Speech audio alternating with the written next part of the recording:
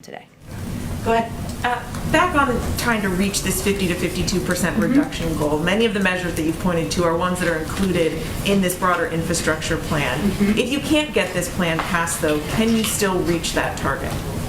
Well, our view is that there are multiple pathways for each economic sector of the economy that produces greenhouse gases, including electricity, transportation, buildings, industry, and lands, to make adjustments and changes, some through executive action, some through passing legislation, some through the steps, as Gina and our envoy alluded to, private sector taking steps on their own. So, just to give you a couple of examples, we, of course, have set a goal to reach 100% carbon pollution-free electricity by 2035, which can be achieved through multiple cost-effective pathways, each resulting in meaningful emissions reductions in this decade. That's a step that is already underway. We can create good-paying jobs and cut emissions and energy costs for families by supporting efficiency upgrades. That's another area where it would have an impact. We can reduce emissions from the transportation sector by reducing tailpipe emissions and boosting the efficiency of cars and trucks, something the president has talked about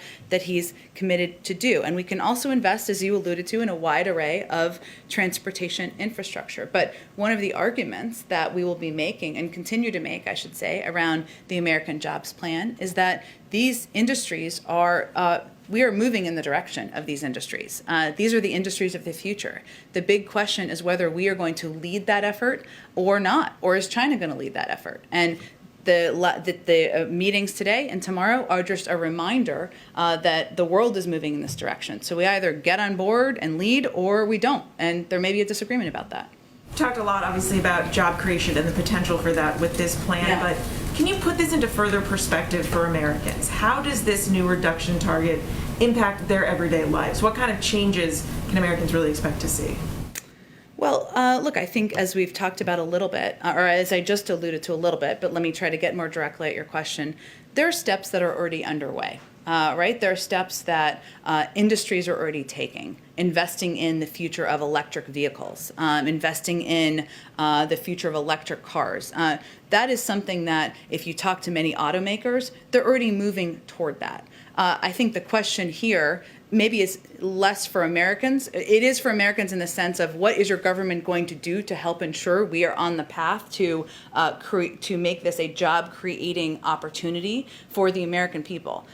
How are we going to prepare and invest in industries now so that your children and your grandchildren have opportunities in these industries that are growing? But this is already where the private sector is going.